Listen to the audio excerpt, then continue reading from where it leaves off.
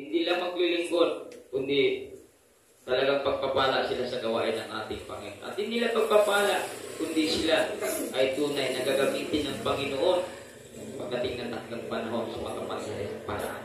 Kaya naniniwala po ako na mga kabataan ng Kristiyano ang pag-asa ng bayan. Kaya patuloy tayo, Christian, Francis, nawa mayroon pa kayong makasama, no? Maraming kang kaibigan doon. Francis, maraming kaibigan, di ba? Kaya sana makasama natin, no? Sa sunod na linggo, sama ninyo, Christian, para mas marami, mas masaya. Kaya sa gabing ito, tandaan po natin ay hindi po ako ang tandaan natin pala ngayon, huling linggo ng July. So, sinong naakay ngayon? Sino nakapag-akay? Si Jam-Jam lang yan, no? Ito siya, si Christian sa buwan ng July. At si Francis. At wala na iba? Wala na ba?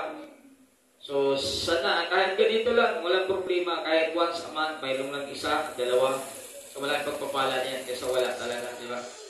Sabi ko, mas maganda talaga pag talagang mayo tayo. Kaya salamat kay Brother John, kaya kahit minsan pagod siya, talagang nagpursige talaga, willing din siya mag-isa. Kaya salamat mag-isa lang yan. Kasi nga, gulat ko na wala na ng mayo na pala siya mag-isa. Kaya binigyan din talaga siya ng bunga. Kaya salamat at ako naniniwala na magbunga din tayo lahat balang araw. Hindi mo ngayon, hindi mo bukas, pero yung puso natin talaga gusto mag-akay, mangyayari talaga kung ano ang laman ng ating puso. Kaya salamat, Brother Jack. Sa gabing ito, hindi po ako mangangaral dahil binigyan ko kayo ng break once a month lang naman para po makita ko po yung mga experience, no? Yung mga nararanasan natin sa loob ng isang buwan. Kasi yung ating ipinapangaral kasi based on our experience. Kung ano po yung ating nararanasan sa pagsunod sa kalooban ng ating Panginoon. Kinukunik lang natin dito sa talata na nakaka-relate po tayo.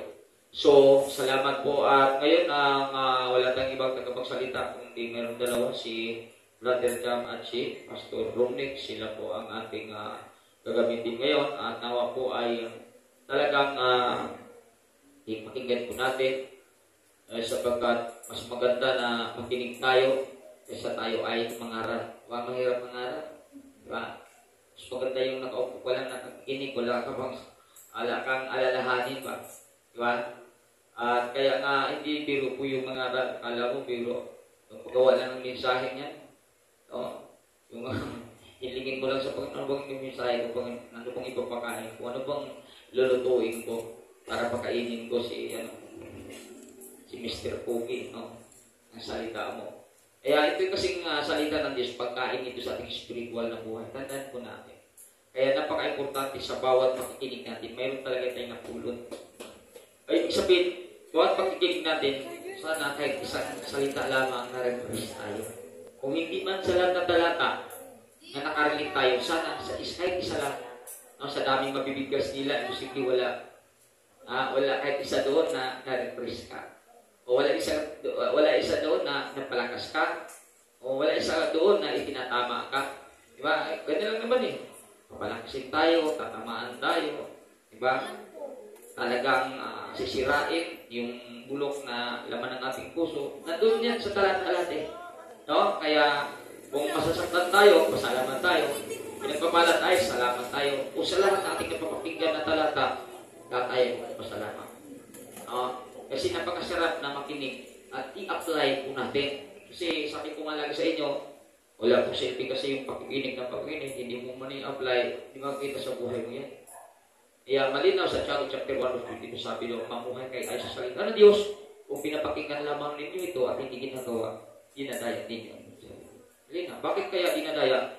Dahil wala tayong matatanggap na pagpuro pagpapalagan sa Diyos.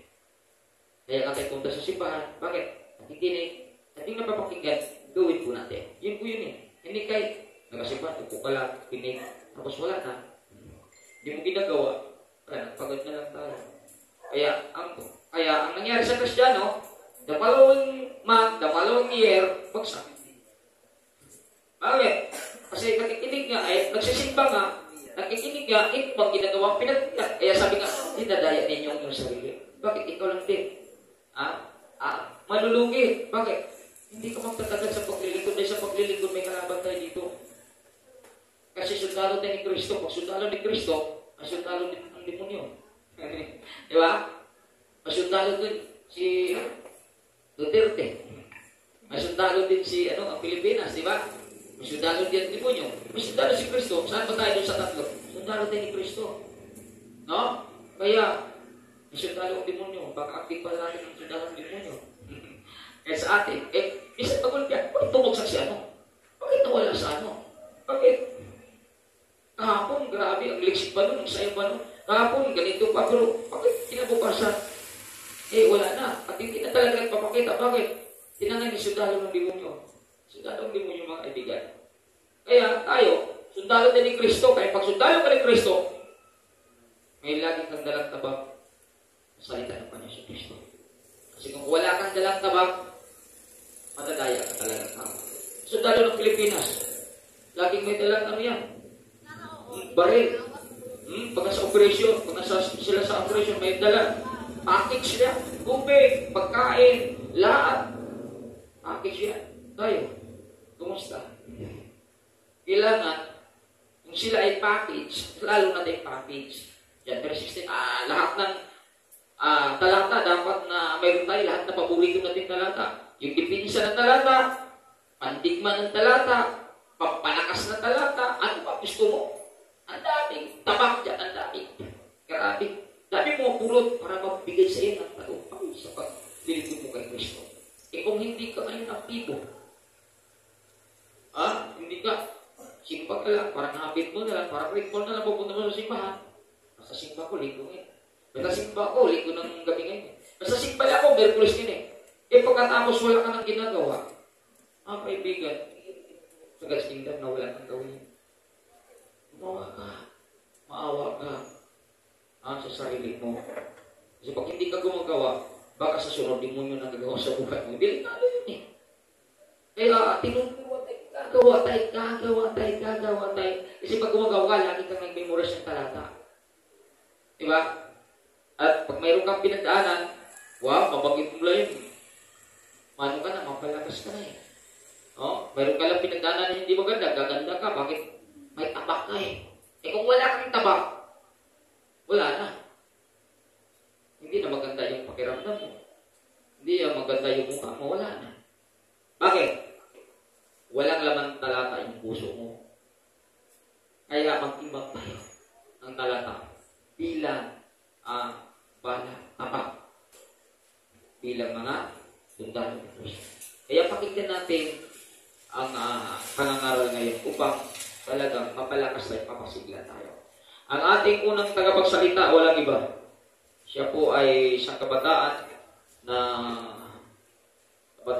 talagang noong pang 2018, kami ay nagdanas ng iba't ibang klaseng digmaan, nagtitinda din ng ng pangalan niya. Yung mga ipaninda sa school para makatulong. Dito, nung dumating kami dito, titinda din ng isda para makatulong. At nagtatrabaho ka, sa Lunes may trabaho din siya, nakatulong. At hindi lang doon, Mayo, Bible study, nakatulong siya hindi lang sa financial, maging sa spiritual, sa physical na pangailangan, nakatulong siya. Kaya, marami na po siyang nararanasan sa kanyang pagiging kabataan ng God's Kingdom, saan umiyak yan kasi sasaktan siya minsan sa kanyang pagka-choreographer, saan nasasaktan siya, umiyak yan minsan. So, sabi ko kasama yan, hindi ka magiging matapang kung hindi ka masasaktan. Kaya is lang kasama sa buhay yan. Pag hindi ka nasasaktan, manig ka na, delikado yun. Masasaktan ka talaga. Pero sa sakit na mayroon ka, yun ang nagpapatibay sa'yo. Kaya huwag ka lang magtampo. Kaya salamat, di siya nagtampo. Corridor preference siya. Di ba? Ay, masasaktan ka talaga. Pero kasama yan. Nagpatatag, nagpatibay yan. Doon nga malalaman na, wow, umunlad na pala ako, lumalabog pala ako. Dahil mayroong umaaway mo sa akin. Di ba? Doon mo makikita na lumalabog ka na eh. Kasi mayroon nang umaaway sa'yo. Kasi kung umaaway sa'yo, yung mga tao na gusto din, yung gusto din nila, yung nakita niya sa'yo. Di ba? Kaya, siya po ang ating tagapagsalita ngayon. At lahat po tayo tumayo habang lumalapit. Walang iba. Diyan siya ang burat. Palapakan natin ang Panginoong Diyos sa kanyang buhay. Amen. Kaya, manatili po. Masaman lang ito. Kaya, bago tayo umupo, tayo po yung manalangin sa ating Panginoong Diyos. Hihiling po ang katahimikan ng bawat isa para kausapin bilang paggalang sa ating Panginoong Jesus. Amen. Kausapin ang ating Panginoon. Diyos ng mga Panginoon sa lahat, Lord, maraming salamat sa ating Panginoong Diyos. Lord, lumalapit kami ngayong gabi, Panginoong Diyos, ngayong harapan.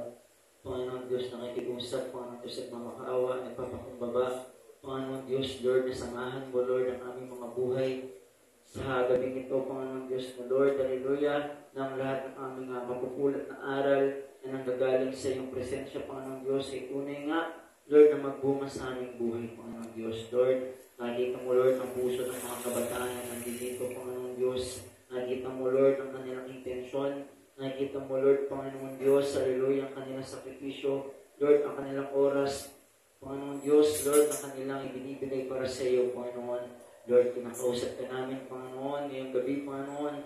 Lord, maraming salamat, Lord, at aking pangangaral ngayong gabi, Panginoon. Lord, ikaw, Panginoon, ang aking sandigan, Panginoon, Diyos, itago mo, Lord, ang aking kahinaan sa likod ng pulpitong ito. Pinupuri kita, pinapasalamatan kita, Panginoon, hallelujah, at Lord, ito ay para sa iyo at ito ay dahil sa iyo sa pangalan ni Jesus. Amen. Palapakan natin ang ating Panginoon. Kaya isang mapagpalang gabi po sa bawat isa. Amen. Kaya isang malaking pagbabala po na ako po ay naririto sa inyong harapan. Amen. Na muli na nangaral ng salita ng Diyos upang Lord, upang aking maipangaral ang salita ng kabatohanan. Amen. Na sinabi sa atin ng ating Panginoon. Kaya ito yung revelation sa atin ng ating Panginoon ngayong gabi. Sana ay makinig tayo. Amen. Dahil napakaganda po ng ating ipag-aaralan ngayong gabi. Amen. Kaya kung susundan natin, amen, may matututunan tayo ngayong gabi. Kaya, amen, inahayaan ko po, amen, na yung mga tenga ay dito lang po sa ating harapan at yung mga mata dito lang sa harapan. Kaya, ang ating pag-aaralan ngayong gabi ay the danger of disobedience. Kung sa Tagalog, ang panganib ng pagsuway. Kaya, nakita natin sa Bible, amen, napakaraming istorya doon na sumuway sa ating Panginoong Diyos. Amen.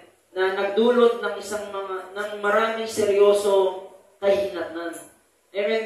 Pinakamagandang example dyan ay si Eva at Adan. Grabe. Sipin mo, sa isang pagsuway nila, amen, lahat tayo damay. Di ba?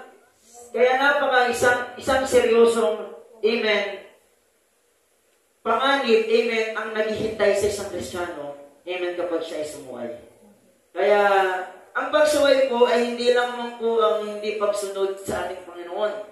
Amen. Baka isip mo lang, yun lang yun. Hindi ako sumunod sa Panginoon. Amen. Sumuway na ako. Amen. Hindi lang doon natatapos ang definisyon ng pagsuway. Amen. Doon din nababatay, amen, kung ano ang kondisyon ng puso mo. Amen. Dahil hindi ka naman sasaway kung magandang kondisyon ng puso mo sa ating Panginoon. Kaya, napakaganda natin pag-aaralan ngayong gabi na hindi lang natin alam kung suway lang tayo ng suway. Kailangan alam din natin yung kahihinatnan ng pagsuway natin sa ating Panginoon. Kaya alam naman natin yung mga inuutos ng Panginoon eh. Alam naman natin, nadidiscern naman natin yan eh. Amen. Simula pagkabata mo, alam mo na yung tama at mali.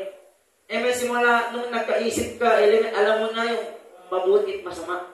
So, ibig sabihin, alam mo na yung pagsunod at pagsuway. Amen. Kaya, dito tayo kung ano ba ang panganib ng pagsuway. Simulan natin sa verse na kung may Bible kayo, para hindi kayo nakatingin nakatunganga lang dito. Amen. May Bible kayo, makibukas kayo. Sa Genesis 19 verse 17. Amen. Sabi dito, amen. Pagkatapos, isa sa mga anghel ay nagsabi, iligtas nyo ang inyong mga sarili. Huwag kayong lilingon o ihinto sa libis. Magtago kayo sa kaburulan para hindi kayo mamatay. Ibig sabihin, eto na, may instruction. May instruction na binigay. Amen. Sa buhay natin, amen, alam natin na araw-araw may instruction ng Diyos sa buhay natin. Magigising mo sa umaga, ano bang gagawin ko? Amen. Sasabihin sa'yo niya ng Diyos. Amen. Instruction. Amen. Alam mo, may ganun. Simba. May simba. Wednesday, simba. Ayun na instruction ng Diyos araw-araw sa iyo. Amen. Na gumawa ka ng mabuti. At alam mo na yun, napapakiramdaman mo na yung instruction ng Diyos. Amen. Sabi dito, huwag kayong lilingon o ihinto sa libis. Kasi yung kwento po na ito ay kwento po ni Lot. And kanina lang po nagulat, sabi ko kay Papa, grabe pala to. Amen. Hindi pala, mas grabe pala yung noon kesa ngayon. Sabi doon kasi, mayroon doon, sabi doon, pinalibutan yung bahay ni Lot ng mga kalalakihan. Sabi doon, pinalibutan. Amen. Sabi doon, ilabas, sumisigaw yung mga kalalakihan, mga matatandang lalaki, mga bata, pati mga matatanda. Amen. Sabi doon, ilabas mo ang yung mga kalalakihan. Amen. Dahil gusto namin makipagtalik sa kanila. Amen. Sabi ni Lot, amen, grabe, ganun na, ganun ka desperate yung mga taong makipagtalik sa kanilang parehas ng kasalinan. Kaya, mas malala pala dati kaysa ngayon, di ba? Grabe naman. Kaya, ganun, galit na galit ng Diyos. Kaya nandito, dumating sila sa point na gugunawin ng Diyos ang Sodoma at Gomora. Amen. Sa kwento ni Lot, amen, magpapaulan ng apoy ang Diyos. Amen. Kaya sinabi ng anghel, may instruction ng anghel ng Diyos. Amen. Kung baka ngayon, may instruction sa'yo ang anghel ng Diyos. Pero hanggang ngayon, hindi mo pa rin pinapakinggan. Sabi dito, huwag kayong lilingon. Amen. O ihinto sa libis. Magtago kayo sa kaburulan para hindi kayo mamatay. Pero, tawid tayo sa verse 25. Tinupok ni Yahweh ang mga lunsod na yon at ang buong libis. Lahat ng mamamayan doon, pati ang mga pananim. Amen, tinupok ng Diyos. Patay talaga eh. Sabi mo, ganun kagabi ang Diyos dati. Patay ka talaga. Amen. Kaya napakaswerte natin, binigay ng Diyos Jesus Christ. Amen. Sabi dito, patay ka. Sabi, talaga. Sabi, tinupok ni Yahweh, pati yung mga mamamayan. Ibig sabihin, mamamayan, pati batang walang kaalam-alam, damay. May pati yung bata na bagong silang pa lang noon. Damay. Amen. Sabi doon, ngunit, lumingon ang asawa ni Lot. Amen. Ito yung napakasikat na kwento sa Bible na grabe yung pagsuwan. Lumingon ka lang. Amen. Lumingon ang asawa ni Lot. Diba sinabi sa verse 17, huwag kayong lilingon. May instruction na napaka-basic ng instruction Sabi doon, encircle the letter. Pero ginawa mo pa rin, in-underline mo. Diba? Ganun ka kalupit. Diba? Sabi dito, huwag kayong lilingon. Pero, sa 25, lumingon ang asawa ni Lot. Kaya ito yung naging isang maling sarap. Diba? When naging asin. Amen. Isipin mo, ganun kalupit ang Diyos. Amen. Ibig sabihin, sabihin kong ilalagay natin sa realidad dito sa mundo natin na sa kasalukuyan, huwag kayong lilingon. Ibig sabihin, meron ng banta ang Diyos na huwag kang lilingon, huwag kang kakaliwa, huwag kang kakanan. Amen. Diretso ka lang. Sabi ko, huwag kayong hihinto. Amen. Ibig sabihin, diretso ka lang. Amen. Kaya, ang demonyo kasi, naghihintay lang yan. Amen. Hindi yan papasok ng bahay mo. Ikaw ang magpapapasok sa demonyo. Kaya naghihintay lang yan. Amen. Amen. Kaya, in-instruction tayo ng Diyos, huwag kayong lilingon. Amen. Huwag kang i-scroll sa mga ganyang bagay. Huwag kang mag-research ng ganyang bagay. Amen. Huwag kang pupunta sa mga kaibigan na bad influence. Huwag kang pumunta doon. Huwag kang Na-discern naman natin yan eh, na napapakiramdaman naman natin yan na alam ni Lord na, alam mo na ayaw ni Lord na pumunta ka doon. Ayaw ni Lord na, amen, na gawin mo yun, amen, ayaw ni Lord na maging ganito ka. Nariramdaman naman natin yun, di ba? Kaya sabi nito, instruction ng Diyos, huwag kayong lilikon. Kaya, yun yung ating introduction verse. Kaya, meron tayong tatlong bagay na pag-aaralan tungkol sa ating tema. Amen. Actually, 4 pala to. Amen. Sabi dito, sa number 1, kaya maganda to, number 1 pa lang. Sabi dito, disobedience. Sabi dito, disobedience makes your effort useless. Ibig sabihin, yung pagsuway natin, kahit anong effort mo na gawin mo sa church, walang kwenta. Amen. Diba? Kaya, disobedience makes your effort useless. Kahit ilang taon ka pa sa church, pero sumusuway ka pa rin, baka impyerno pa rin ang bagsak. Amen, di ba? Disobedience makes your effort useless. Walang kwenta ang effort natin sa church kung susuway lang din para tayo. Kung sasaktan lang din naman natin yung puso ng pastor natin, kung hindi rin naman tayo makikinig sa mga nangangaral sa pulpitong ito. Amen. Kaya, kung nag-effort tayo, sumunod na rin tayo. Amen, diba? Kasi sinabi sa Leviticus 29 verse 19 hanggang 23. Sabi sa Leviticus 26 verse 19 hanggang 23. Sabi dito, una pa lang, paparusahan ko kayo dahil sa katigasan ng inyong ulo. Amen, doon pa lang. Amen, paparusahan na tayo ng Diyos. Hindi ko pauulanin ang langit at matitigang ang lupa. Mawawalan ng kabuluhan ang inyong pagpapagal. Amen. Sabi ito, mawawalan ng kabuluhan. Nonsense. Yung pagpapagal natin sa church, amen, kung hanggang ngayon, hindi pa rin tayo sumusunod sa gusto ng pastor natin, hindi pa rin tayo sumusunod. Kasi yung pastor natin, kinatawan po yan ng Diyos. Amen. Hindi naman pwede bababa si Jesus Christ dito, mga ngaral sa iyo, masasiswerte ka. Masasiswerte. Diba? Tapos na yung trabaho ng ating Panginoong Diyos. Tapos na. Binigay niya na yung pagmamahal. Binigay niya na yung pagpapala. Ang kailangan mo na lang, sabi nga ni Bishop J.M., kailangan mo lang activate. Anak ka na ng Diyos eh. Pagpapala nasa iyo na, kaligtasan nasa iyo na. Kailangan mo na lang i-activate. Kaya sabi dito,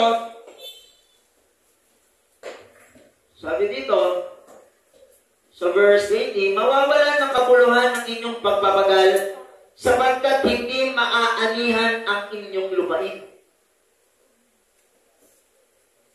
At hindi mamumunga ang inyong mga bungang kahoy. Amen. Kaya, kahit ano pa lang street preaching natin, pero yung puso natin, wala pa rin sa pagsunod sa ating Panginoong Diyos. Wala pa rin dun sa will ng ating Panginoong Diyos. Kaya ano bang nangyayari kapag sarili natin sinusunod natin? Diba? Expected na natin na mag-fail ka. Expected na natin kapag yung sariling talino mo, yung ginamit mo, amen, sa buhay mo. Amen, hindi ka talaga magtatagumpay. Amen. Kaya sabi dito, sa 21, kung patuloy kayong susuway at hindi makikinig sa akin, makapitong ibayo ang parusang ikagawad ko sa inyo dahil sa inyong kasalanan. 7 times. Amen. Matigas pa rin ang ulo mo hanggang ngayon. Ilang taon ka na dito, ilang dekada ka na dito, ilang dekada ka ng Kristiyano. Pero sinabi dito, kung patuloy kayong susuway, amen, sinabi lang ito sa Bible, eh, sinabi ko lang. Amen, binigay ko lang. Amen, ito yung revelation ng ating Panginoong Diyos kasi, amen, napakaseryoso po ng consequences na magtatanggap ng Kristiyano kapag sumuway. Sabi dito, amen, makapitong ibayo ang parusang igagawad ko sa inyo dahil sa inyong kasalanan. Sabi dito, ito malupit, pababayaan kong lapain ng mababangis na hayop ang inyong mga anak at mga alagang hayop. Kaunti lamang ang matitira sa inyo at halos mawawalan na ng tao ang inyong mga lansangan. Kung sa kabila nito ay magmamatigas pa rin kayo at patuloy na susuway sa akin. Kaya, grabe, Hahayaan ka ng Diyos eh. Pababayaan ka ng Diyos. Katulad ni Samson. Makulit si Samson eh. Chickboy talaga eh. Di ba? No? Di ba? Ilang beses na siya tinip, pero hindi pa rin eh. Hindi pa rin siya kay Delilah eh. Eh, di ba? Kaya sabi doon, iniwanan na siya ng Espiritu ng Diyos. Iiwanan ka talaga ng Espiritu ng Diyos, magugulat ka na lang, wala ka nang ganang magsimba. Magugulat ka na lang, wala ka nang, di ka na nakikinig ng pangangaral ng ating pangangaral ni Pastor, magugulat ka na lang isang araw, hindi ka na nagsisimba. Amen? Kasi wala na yung puso mo sa pagsunod. Amen? Ayun yung consequences. Amen? Kaya, may isip mo, nagpagal ako doon sa church. Tapos, dadalig din pala sa point na itigil ako ng church. Sa ito kasi sinabi, makes your effort useless. Ang effort mo, walang kwenta. Amen, gumising ka ng umaga, tuwing linggo, sumasama ka pag share preaching, sumasama ka kapag anniversary, amen, sumasama ka kapag may gawain, pero dadating ka sa point, dadating ka rin pala sa point na titigil ka. Amen, dahil wala yung puso mo sa pagsunod. May unang-una, ang dapat sundin mo dito sa church, pastor. Amen. Dahil ayun yung kinatawan ng Diyos. Ayun yung instrumento ng Diyos para mapalapit tayo sa Kanya. Amen, di ba? Ayun yung kinatawan ng ating Panginoon Diyos. Kaya dapat nating sundin. Dapat nating galangin. Amen. Dapat nating galangin yung desisyon ng ating Panginoon, ng ating pastor. Dahil desisyon din niya ng ating Panginoon. Dahil hindi naman mangmang yung pastor natin eh. Diba? May pastor yan kasi may dahilan. Amen. Pastor sila kasi may rason kung bakit sila pastor. Amen. Kaya may rason ang Diyos kung bakit meron tayong pastor sa lugar na ito. Kaya sabi dito, kaunti lamang ang matitira sa inyo at mawawalan ng inyong malasahan. Amen. Kaya kawalan po yung makahinat na ng ating pagsuhay. Kaya, ayun po, kaya sa pangalawa na tayo. Sa pangalawa, amen, ito, sabi dito, disobedience put you in a dangerous situation. Alam mo na yun, na yung pagsuway mo, wala talagang kahantungan na maganda. Amen, kaya kung ngayon nag-iisip ka, amen, na tigilan ko na yung mga bagay na ayaw ng Diyos, tigilan ko na yung mga kaibigan na nagpapalayo sa akin sa ating Panginoon. Nagpapalayo ng isip ko doon sa katotohanan. Nagpapalayo ng isip ko doon sa gusto mangyari sa akin ng ating Panginoon. Kasi wala namang mangyayari. Wala rin namang magandang mangyayari. Sabi dito, dangerous situation. Amen. Magiging delikado pa buhay mo. Amen. Kapag sumuhay tayo sa ating Panginoon Diyos. Dahil siyempre, kapag wala ka sa will ng ating Panginoon Diyos, nasaan ka? Imposible nandun ka sa purgatorio. Purgatorio. Yeah? Nandun ka sa nandun ka sa gitna. Hindi pwedeng nandun ka sa gitna. Ang dalawa lamang po ang pagpipilian ng tao, mabuti o masama. Amen. Kaya dalawa ang pagpipilian ng tao. Amen. Kung wala ka dun sa liwanag, siyempre nandun ka sa dilim. Amen. Kasi kung nandun ka sa dilim, nandun ka sa panganib na sitwasyon. Ang sabi dito sa Kawikaan 1 verse 32 hanggang 33, natigasan ng ulo ang papatay sa mangmang. Diba? Natigasan ng ulo ang papatay sa mangmang. Amen? Kaya, kung may mangmang ka pa din hanggang ngayon, mangmang pa rin ang Kristiyano hanggang ngayon, iyon yung papatay sa kanya. Amen? Iyon yung papatay sa kanya dahil sa kanyang katigasan ng ulo. Sabi dito, katigasan ng ulo ang papatay sa mangmang, sa dusa ay masasadlak sa kawalan ng kaalaman. Ngunit ang makinig sa akin, mananahan ng tiwasay, mabubuhay ng payapa, walang katatakutan. Kaya, sunod lang tayo sa Diyos. Amen. Hindi ka naman lugi pag sumunod tayo sa ating Panginoon eh. Amen. Kaya sabi nga ni Pastor George, amen, nung anniversary sa Libertad, sabi niya, lahat yan bayad. Diba? Yun yung sabi mo, yung sabi mo sa sarili mo na magpa-comfort sa'yo pag napapagod ka ng sumunod sa Diyos. Amen. Lahat ng ginagawa mo sa Diyos bayad. Lahat yan, kung may kahihinatnan yung kasamaan, siyempre may kahihinat lang din yung kabutihan. Hindi posible naman na ayun lang yung may bayad. Di ba? Kaya huwag tayong mag-alala sa ating Panginoon Diyos, hindi madapat ng Diyos. Kaya, lahat ng bagay na mangyayari sa buhay natin, ibigay natin sa ating Panginoon Diyos. Kasi, kung patuloy tayong susuway hanggang ngayon, amen, nandun pa rin tayo, nakakulong sa mga bagay na nagpapalala ng buhay natin. Amen. Kung nandun pa rin tayo, nakakulong din sa mga bagay na nagbibigay sa atin ng kahirapan, amen, walang mangyayari sa atin. Kaya kailangan natin sumunod sa ating Panginoon Diyos. Paano? Paano ka susunod sa ating Panginoon Diyos? Amen. Magsimba. Amen. Kung ano yung utos ng Panginoon, yung utos ng pastor, gawin natin. Kung sinabi ng pastor, huwag ka pumunta dyan. Kung sinabi ng pastor, sumama ka. Kung sinabi ng pastor, amen, na hindi ka pwede dyan, bawal ka pa, bata ka pa, para dyan. Amen. Dahil alam ng pastor natin yung ginagawa niya. Kaya, kung ano yung sasabihin ng pastor natin, wala tayo magtanong. Amen. Dahil ayun, yung sinabi ng Diyos.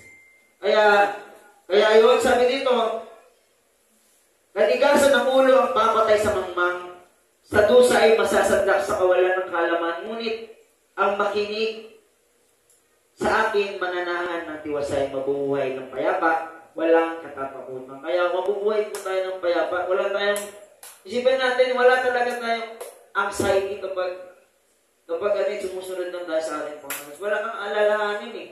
Kasi alam mo na, kahit sabihin mo na, ano ba naman yung mawalan ka, na maliit na panahon lang, magutom ka, kahit ng 30 minutes na, hindi ka makakain ng ganitong araw.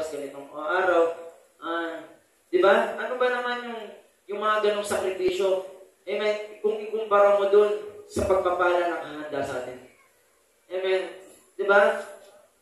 Huwag tayong matakot na mag-sacrifice ng konting dugo lang para sa ating Panginoon Diyos. Kaya, sabi doon, amen, pangatlo na tayo. Amen. Kaya malapit na tayo matapos. Disobedience hinders you to reach your victorious destination. Amen. Yung pagsuway daw natin, yung pumipigil sa atin para mapunta tayo dun sa mga bagay na kalooban ng Diyos.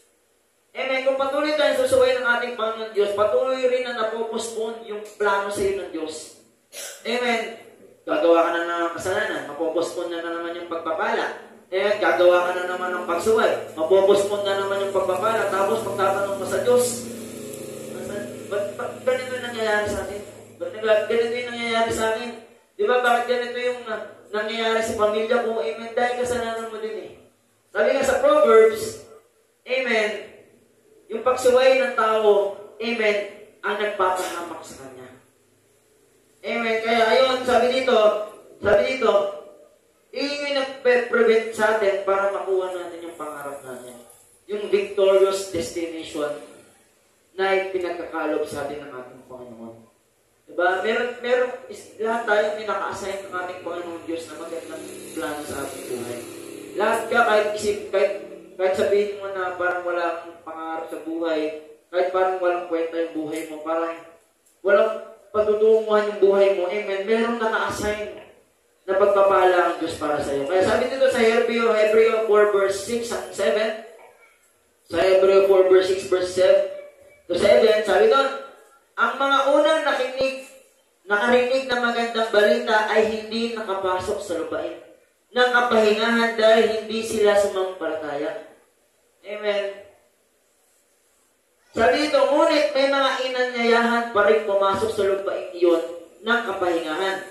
Sabi dito, yung mga unang nakarinig, yung mga unang doon na born again, hindi na nakapasok dahil hindi sila sumampalataya. Amen. Sabi dito, amen, kaya't muling nagtakda ang Diyos ng isa pang araw na tinatawag niyang ngayon. Sabihin ngayon, kasalukuyan. Pagkalipas na mahabang panahon, sinabi sa pamamagitan ni David sa kasulatan na banggit, ngayon, kapag narinig ninyo ang tinig ng Diyos, huwag ninyong patigasin ang inyong mga puso. Amen. Once na narinig na natin yung instruction ng Panginoon, huwag na natin patigasin yung puso natin. Kung nagpapakiramdaman mo na kailangan mo nang matulog ng ganitong oras, tulog ka na. Diba? Kasi, huwag na natin patigasin yung puso natin. Kung napapakiramdaman mo na hindi dapat ako pumunta sa lugar na yun, hindi dapat ako pumunta, amen, sa lugar na kung saan, amen, ayaw ng Diyos na nandoon ka. Ayaw na napapakiramdaman mo na ayaw ng Diyos na makisama ka sa mga ganitong kaibigan. Amen. Sabi dito kapag narinig ka na ang tinig ng Diyos hindi naman gagamit ang Diyos ng mic para sabihin ka ba Siyempre, makikiusap ang Diyos sa isip mo. Alam mo na yun Diba? Alam mo na nangungusap ka sa'yo ang Diyos na ganito, anak, huwag kang pupunta yan. Ganito, anak, sumunod ka sa pastor mo. Amen. Ganito, anak, huwag kang makikisama sa ganyang mga tao. Kasi sinabi dito huwag na ninyong patigasin ng inyong mga puso. Amen. Kaya sinabi doon, muna nakarinig na sila Amen. Kaya, ibig sabihin, nakarinig na rin sila na sinabi ng Diyos. Amen. Na huwag, anak, huwag ganyan, huwag ganito, huwag doon. Amen. Pero kaya, hindi sila sumunod sa ating Panginoon Diyos, hindi sila nakapasok sa lupain ng kapahingahan. Dahil hindi sila sumampalataya sa ating Panginoon. Kaya, ayun yung disobedience po, amen, yung nagbibigil sa atin sa pagpapala na para sa atin. Amen. Kaya kailangan din natin disiplinahin yung ating isip dahil doon nagsisimula lahat. Amen. Sa isip po natin nagsisimula ang lahat bago natin gawin mga bagay na gagawin natin sa ating buhay. Kaya, napakaganda na meron tayong ganitong mga knowledge sa ating Panginoon Diyos dahil alam natin matatakot talaga tayo, hindi naman sa binabantaan tayo ng Diyos. Amen. Sinasabi lang ng Panginoon kung ano yung makakasakit sa tao dahil makakasakit din sa ating Panginoon Diyos. Dahil kung masaktan ng tao, amen, nasasaktan din ng Diyos. Amen. Kaya kung ayaw ng Diyos na masaktan ka, dahil yun sa kadahilanan na ayaw niyang masaktan siya. Amen. Dahil kung anong nakakasakit sa ating Panginoon Diyos, maraming tao ginagawa. Kaya, nagbibigay siya ng mga babala. Nagbibigay siya. Amen. Kaya dumadating talaga sa point na lilipulin ng Diyos ang mga tao. Dahil sa kanilang mga kasalanan. Diba? Kaya, napakaswerte natin, meron tayong mga wisdom, yung mga kabataan dito sa church, amen, yung pag magsasalita, parang magtutula, di ba? Mga talentado, di ba? Kaya, napakabihira lang na maka-encounter tayo ng mga kabataan katulad na nandito sa church, na mga may passion talaga sa pagsasalita. May passion talaga na may passion sa public speaking. Kaya, yun talaga yung mas kagamit-gamit, amen, sa karyan ng Diyos. Kasi hindi sila nahihiyang magsalita. Hindi sila nahihiya ipangaral ng salita ng Diyos. Kaya, amen, kuha-kuha natin yung pabor ng Diyos. Kaya, ayun, kaya last, amen, last natin pag-aaralan, disobedience to God always brings consequences. Amen. Malaya kang sumuway, ngunit sa ayaw mo at sa gusto, haharapin mo ang bunga ng iyong pagsuway. Amen. Malaya kang sumuway, malaya kang hindi masimba, malaya kang ma-represent ng mga churchmate mo, malaya mong siraan yung mga churchmate mo, malaya kang hindi magsimba. Amen. Pero sabi dito, ngunit sa ayaw mo at sa gusto, haharapin mo ang bunga ng iyong pagsuway. Amen. May bunga, lahat ng bagay may bunga. Amen. Dapat dahil lahat tayo nagtatanim. Amen. Kung maganda ang tinanim natin, maganda rin yung maanihin natin. Kung pangit yung tananim natin, pangit din yung maanihin natin. Kaya, kung ito na yung, amen, ito yung gusto ng Diyos na ipagawa sa atin. Amen. Na sumunod lang tayo sa ating Panginoon Diyos. Dahil, sabi nga kanina, hindi naman tayo lugi sa pagsunod sa ating Panginoon Diyos.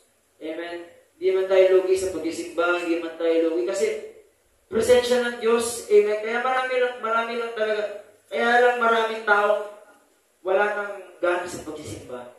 Dahil iba na yung purpose nila pag nagsisimba sila. Amen. Ginawa ang simbahan para maramdaman ang presensya ng Diyos. Hindi ginawa ang simbahan para sa mga activity lang, para sa mga pangangaral lang, para lang sa mga worship, pagtugtog. Ginawa ang simbahan para doon natin katagpuin ng Diyos. Diba? Kaya kung ang purpose mo sa simbahan, tumugtog lang. Kung ang purpose mo sa simbahan, amen, umawit lang, sumayaw lang, mag-street preaching lang, pero hindi mo purpose sa simbahan na katagpuin ng Diyos, amen, tatama rin kang magsimba. Amen, dahil ginawa po ang simbahan para dito natin katagpuin ang Panginoon. Amen, dito natin maramdaman yung presensya ng ating Panginoon Diyos dahil ang simbahan po ang pinakamalapit sa ating Panginoon. Amen. Kaya, sa last verse nating pag-aaral, sa Kawikaan 5 verse 13 hanggang 14, sa Kawikaan 5 verse 13 verse hanggang 14, sabi dito, ang tinig ng aking guro ay hindi ko dininig. Sabi dito, ang tinig ng pastor ko ay hindi ko dininig. Sa kanilang katuruan, inalayo ang pakinig. At ngayon ay narito ang Aba kung kalagayan, isang kahihiyan sa ating lipunan. Amen. Sabi dito, pag-asa ka ng bayan. Pero sinabi dito, hindi mo dininig ang tinig ng iyong guro. Hindi mo dininig ang tinig ng iyong pastor. Kaya sabi, at ngayon ako'y narito